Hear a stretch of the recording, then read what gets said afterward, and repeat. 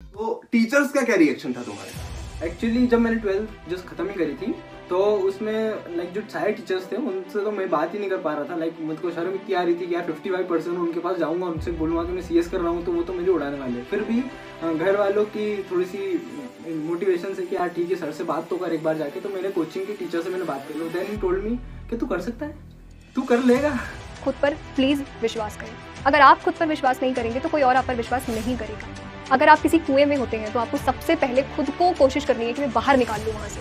अगर आप पहला कदम नहीं बढ़ाएंगे तो कोई मदद करने नहीं आएगा। यार अब तो करके दिखाना है, अब तो रुकना नहीं, अब तो आगे बढ़ के दिखाना है। कुछ भी हो जाए वापस से इंस्पिरेशन बनना है लोगों की, इससे नहीं चलेगा। लाइफ में जब थप्पड़ पड़ते हैं ना तो इंसान मेहनत करना चाहिए। अब तो मैंने 45 मार्क्स से कुछ पेपर अटेम्प्ट करा था and I got somewhere passing marks और मेरा उस तरह से 12th पास हो गया। I scored 60% overall maths. इसका तात्पर्य ये है कि जो हमारा खुद का भाग्य है, जो हमारी खुद की डेस्टिनी है, उसको हम ऐसे अपूर्ण या अधूरे ढंग से जी लें, इम्परफेक्टली जी लें, रादर देन किसी और की तरह कॉपी करके। जैसे कि हम आज के ज़माने में बनना चाहते हैं कि वो ऐसा है तो वो CA कर रहा है, वो इंजीनियरिंग कर रहा है, तो हम भी वैसे करके वैसे सक्सेसफुल हो जाए। तो उससे बेहतर है कि तुम जो चाहते हो उसको थोड़े इम्परफेक्ट तरीके से वो कोशिश कर लो पूरा करने की। हमारा पढ़ने का मन नहीं कर रहा है तो उस दिन के बारे में सोचो जिस दिन के लिए तुमको ये पढ़ना पड़ रहा है। उस दिन के बारे में सोचो जिस दिन तुम चार्टर्ड अकाउंटेंट या कंपनी सेक्रेटरी, जो भी प्रोफेशन आपने सोच रखा है वो बन जाओगे।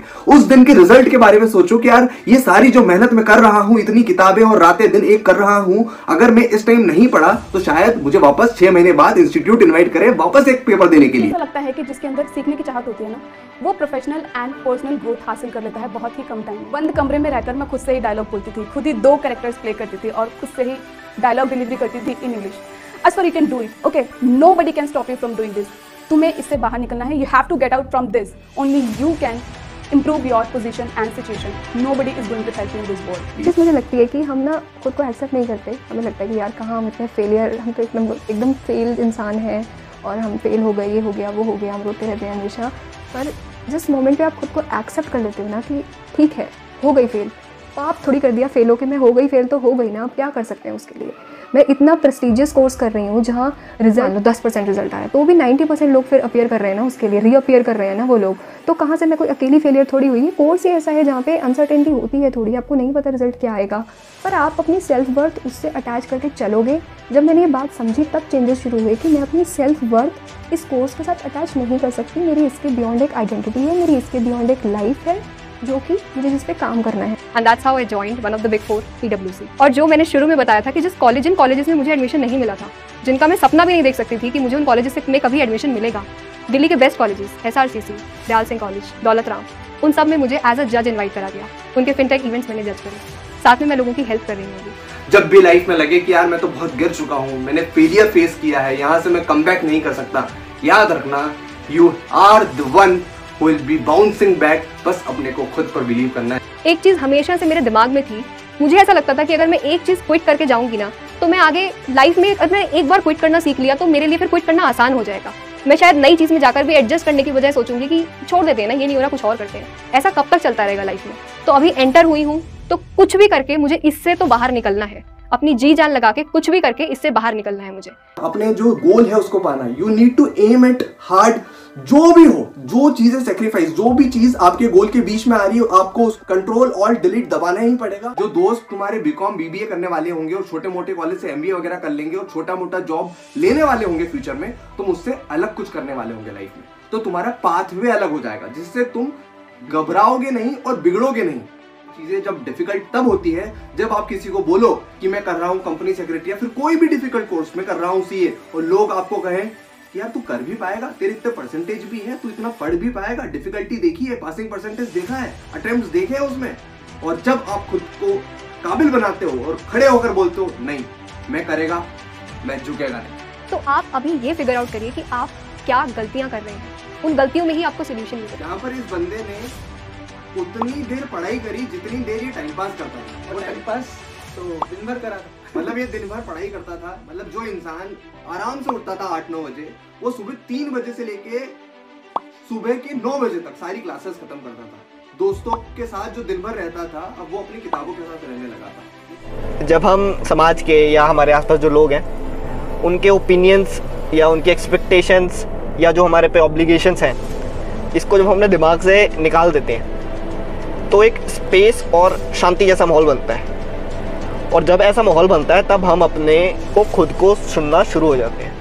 इस सीए जर्नी के दौरान मेरे अम्मी को बहुत ही सारे ऐसे लोग मिले जिन्होंने उनको बोला कि क्या कर रहे हो, लड़की है, क्यों पढ़ा रहे हो, एंड में क्या करना है, घर संभालना है, क्यों पढ़ा रहे हो, जितना पढ़ाओगे उतना दहेज देना पड़ेगा।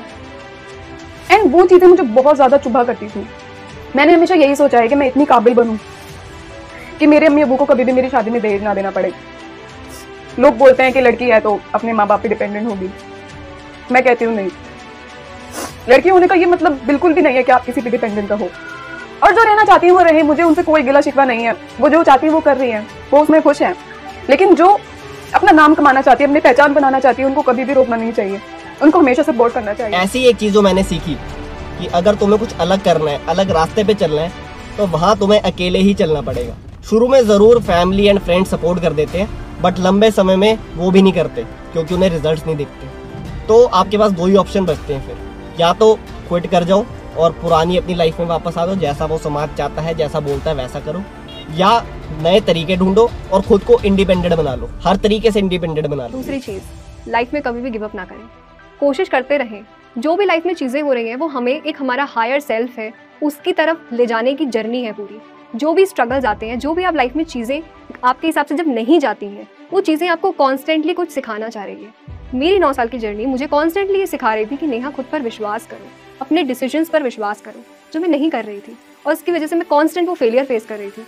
पर जब मैंने वो चीज़ें समझी जो ज़िंदगी मुझे सिखाना चाह रही है, वहाँ से चीज़ें बदलने लगी। की बात है, हमारे घर पर हमारे रिश्तेदार आए, उन्होंने मेरे अम्मी से बोला कि आप क्या कर रही हो, मतलब अपने बच्चों को आप सरकारी स्कूल में पढ़ा रहे हो, हिंदी मीडियम में पढ़ा रहे हो। मुझे देखो, मेरी चाहे पूरी कमाई स्कूल की फीस में क्यों ना चली जाए, मैं तो अपने बच्चों को पब्लिक स्कूल में ही पढ़ाता हूँ जहाँ पर इंग्लिश पढ़ाई जाती है। अरे हिंदी मीडियम स्टूडेंट्स के बच्चे सक्सेसफुल नहीं होते, कामयाब नहीं होते। उन्होंने ये सब बातें मेरे अम्मी से कही। और आज जब मैं देखती हूँ कि ना तो उनके बच्चे पढ़ाई में अच्छे हैं और ना ही सक्सेसफुल हैं, तो ये चीज़ कहना कि हिंदी मीडियम से होते हुए आप कामयाब नहीं हो सकते, बिल्कुल ही गलत बात है, बिल्कुल ही रबिश चीज़ है। और ऐसे बहुत सारे एग्जाम्पल्स भरे पड़े हैं जो एक छोटे से गांव से ऊपर आए थे, जिनको इंग्लिश या हिंदी भी ठीक से बोलना नहीं आता था, और अब वो वर्ल्ड लीडर बने हुए हैं। तो ये चीज़ कहना बिल्कुल ही गलत है कि जस्ट बिकॉज आप हिंदी मीडियम से हैं, जस्ट बिकॉज आपको इंग्लिश नहीं आती है, आप सक्सेसफुल नहीं हो सकते हैं। ऐसा बिल्कुल भी नहीं है। तो अगर आप भी मेरी तरह से हिंदी मीडियम से हैं और इंग्लिश सीखना चाहते हैं, तो मैं आपको बता दूं कि बिल्कुल भी इम्पॉसिबल नहीं है। आप अगर आपकी स्कूलिंग हिंदी मीडियम से हुई है, फिर भी आप इंग्लिश सीख सकते हैं। अगर आपके अंदर सीखने की चाहत हो, सीखने का जज्बा हो, तो कुछ भी मुमकिन है। जैसा आपको ठीक लग रहा है आप वैसा करो, बट ये जरूर ध्यान रखना कि आप अपने रास्ते पे आगे बढ़ रहे हो, आपकी लाइफ में ग्रोथ हो रही है, आप पर्सनली ग्रो कर रहे हो। ये बहुत इंपॉर्टेंट चीज़ है। मैंने कुछ लाइंस लिखी थी कि होकर फिर फेल, आज बैठी हूँ अकेली, ना कोई दोस्त ना कोई सहेली, हूँ आज बेहद हताश, समझ नहीं आता इस बार क्या करूँगी खास। हिम्मत अब टूटने लगी है और जोश की सारी बातें सब झूठी लगने लगी है। पर कितनी भी हिम्मत टूटे, इसको बीच में छोड़ देने की हिम्मत नहीं जुटा पाऊंगी। मम्मा पापा भाई रिश्तेदार शायद मान भी जाएं, पर यहाँ से वापस गई तो खुद से कभी नजरें नहीं मिला पाऊंगी, क्योंकि थी मैं बहुत पास, थी कुछ ही अर्ली मॉर्निंग्स और कुछ ही लेट नाइट की बात। चलो करके देख लेते हैं एक और बार, क्या पता पास हो जाऊं, हो सकता है यही हो मेरा आखिरी बार।